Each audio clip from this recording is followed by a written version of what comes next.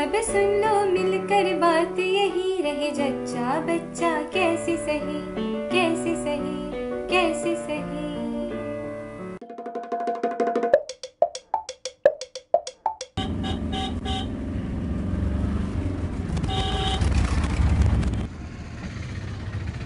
घर पर चलोगे तो दादी मिलेंगी, समझे? उलू लू लू लू।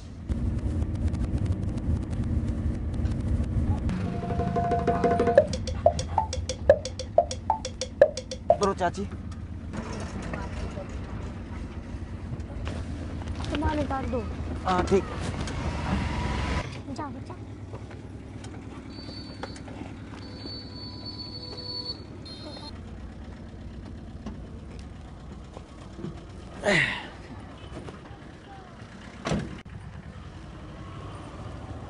डैडी डैडी अपना गांव आ गया क्या?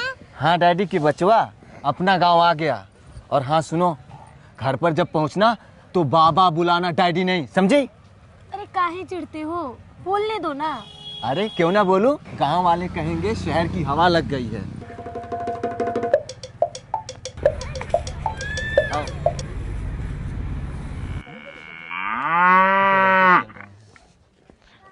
ये देखो चिकुरी काका का घर।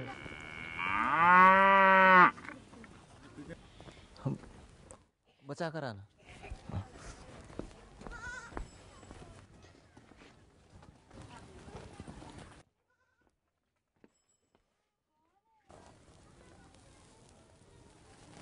कौन है बेटवा?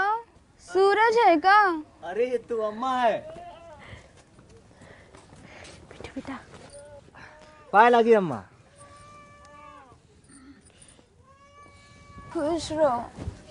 अरे अम्मा, घर में कोई दिखाई नहीं दे रहा है, कहीं गए हैं क्या सब? हाँ हाँ, 2 गली छोड़ जो बनिया है ना, उसी के बहू के क्रियाक्रम में गए हैं सब। और बच्चे? यहीं कहीं डोल रहे होंगे सब, चिंता मत कर, आते ही होंगे। तू बैठ, तनिक सुस्ता ले। अच्छा ठीक है अम्मा। अरे और अम्मा एक बात बताओ, सरला खत्म कैसे हुई? वो तो अभी जवान थी और माँ भी। अरे माँ बाबूजी आ गए, चलो। अरे सूरज कैसा हो?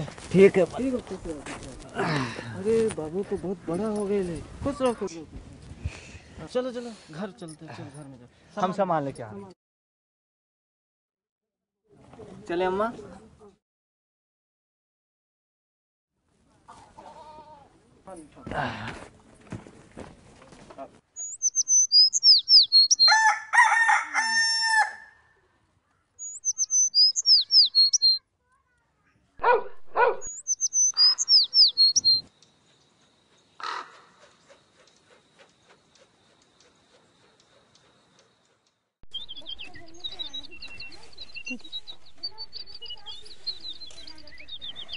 जानती हो माँ, सबसे ज्यादा खुशी हमें कब हुई?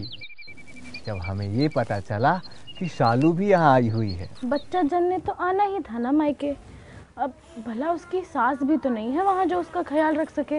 ये तो बात तुम सही कह रही हो माँ, अपने भांजे का मुँह जो देखना था। क्यों शालू?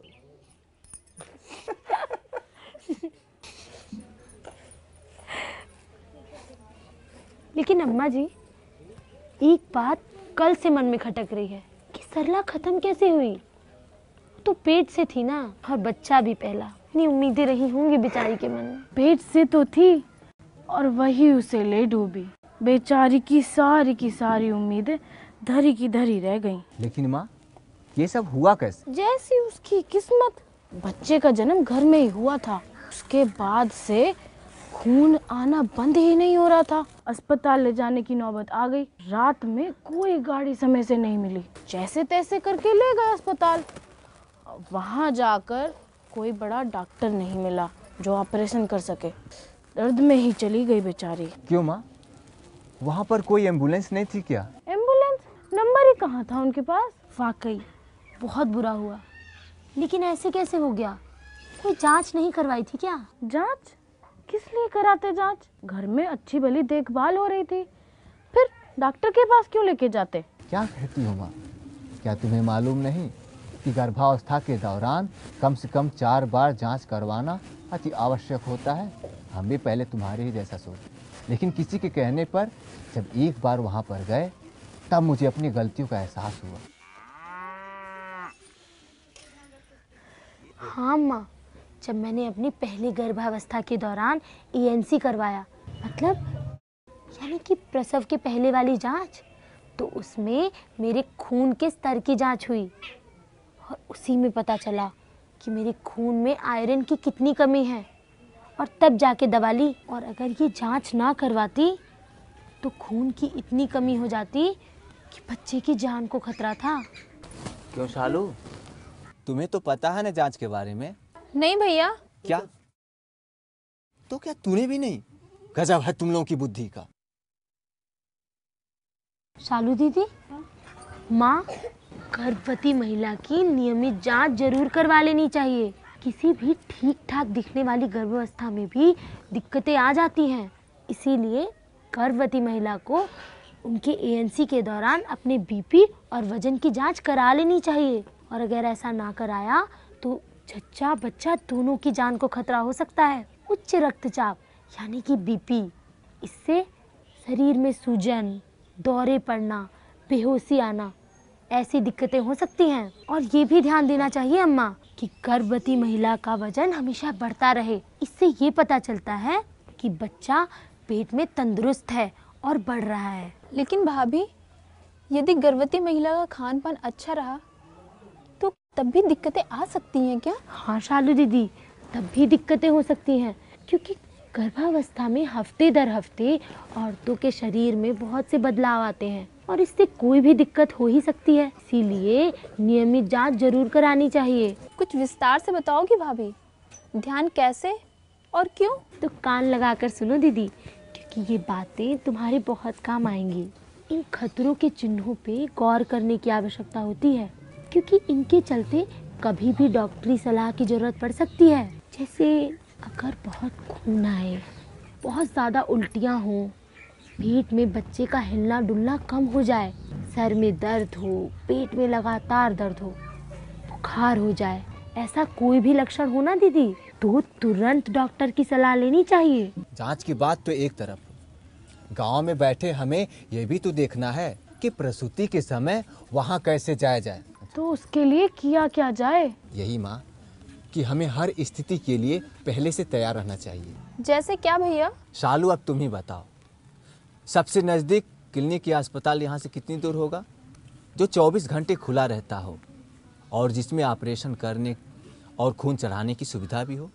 यही कोई 10 किलोमीटर। हाँ, तो प्रसूति के समय वहाँ कैसे जाया जाएगा और कौन कौन जाएगा तुम्हारे साथ? क्योंकि सारी की सारी व्यवस्था हमें ही करके रखनी होगी। तेरे ताऊ की गाड़ी से जा सकते हैं, और कभी वो ना हुई तो पड़ोस के पंडित जी के साथ। ये तो माँ तुम सही कह रही हो, लेकिन उनका और एम्बुलेंस का नंबर सबके सामने होना चाहिए। और तुम्हें एक बात बताएं अम्मा, सरकार ने सुविधाएं चला रखी हैं, वो भी मुफ्त। एम्बुलेंस की 102 और 108 पर कॉल करो और सीधे घर। अगर नहीं याद रहे नंबर तो उसे कहीं लिख लो तो याद रहेगा। क्यों शालू? और एक बात और अम्मा, इस बात पे भी ध्यान देना बहुत जरूरी है। अब जबकि प्रसव का समय नजदीक आ गया है, तो हमें नियमित रूप से, चाहे थोड़े थोड़े, लेकिन पैसा जमा करना शुरू कर देना चाहिए। इससे प्रसव के टाइम तक हमारे पास काफ़ी पैसे हो जाएंगे, जिससे वो सही समय पे इस्तेमाल भी हो जाएंगे और आपाधापी के टाइम में हमारा कीमती समय भी नहीं जाया होगा। ये तो तुमने बिल्कुल पते की बात बोली बहू। और माँ, मेरे साथ जाएगा कौन कौन? अरे शालू, बाबूजी तो दिन में घर ही रहते हैं। अगर प्रसूति के लक्षण दिखाई दिए तो बाबूजी साथ में जाएंगे और साथ में तुम्हारी भाभी भी चली जाएंगी। अगर रात का समय हुआ तो भैया? अरे तब तो हम रहेंगे ही ना। एक बात बोलूं बेटा? हाँ माँ बोलो। गांव वालों को इन सारी बातों के बारे में कुछ नहीं पता है। अब तू शहर से आया है, तुझे जानकारी भी है, तो क्यों ना गांव वालों को इस बारे में बताया जाए? हाँ हाँ, बताओ ना भैया लोगों को, साथ में भाभी और आशा दीदी को भी ले आना। अच्छा ठीक है। दादी दादी दादी दादी दादी अरे आ जा मेरा बच्चा। ठीक है, हम जा रहे हैं स्वास्थ्यकर्ता के पास मीटिंग के लिए। नमस्ते चाची। नमस्ते चाचा। नमस्ते, बैठो। ये आशा बहन है, ये हमारी बीवी जी हैं, और हमें तो आप लोग जानते ही हैं। हम लोग कुछ जानकारी देने आए हैं और पूरे विधिवत अच्छे ढंग से आप लोगों को जानकारी देंगे और पूरे अच्छे ढंग से सुनिएगा।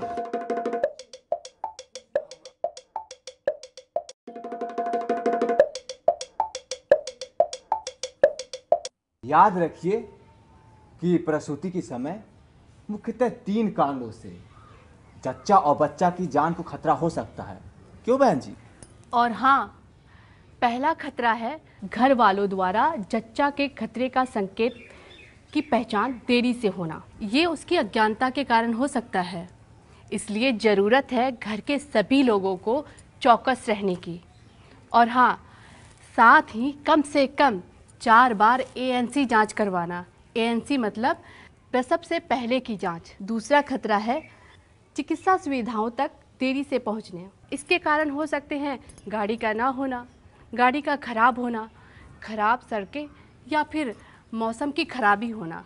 आप सही कह रही हैं। जच्चा की मौत का तीसरा मुख्य कारण है अस्पताल में चिकित्सा की देरी। अब वो चाहे उपकरणों या बुनियादी ढांचों की कमी के कारण हो, कुशल डॉक्टर और नर्स सही समय से उपलब्ध ना हो पाने के कारण हो, या फिर सही समय से खून ना मिल पाने के कारण हो। इसीलिए ये बहुत ही आवश्यक है कि ऐसे स्वास्थ्य संस्थाओं की पहचान पहले से ही कर लेनी चाहिए जो 24 घंटे खुला हो और जिसमें सारी सुविधाओं के साथ साथ ऑपरेशन और खून चढ़ाने की भी सुविधा हो।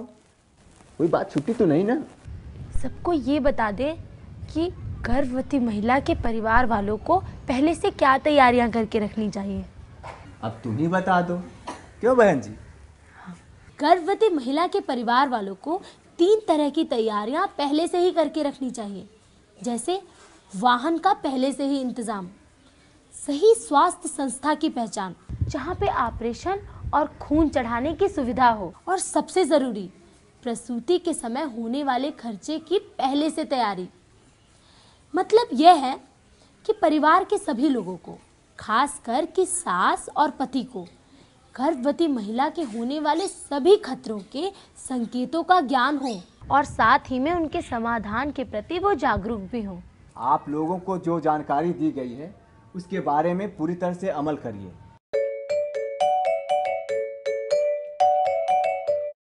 समझ गए आप लोग? प्रसूति से पहले की तैयारियां। आपने इस फिल्म में क्या देखा और क्या समझा? आइए मिलकर चर्चा करें। सरला की मृत्यु क्यों और कैसे हुई?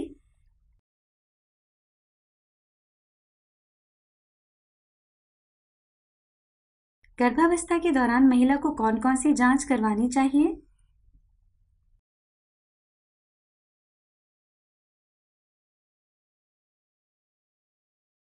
प्रसव से पहले गर्भवती महिला के परिवार को कौन कौन सी तैयारियां करनी चाहिए और क्यों?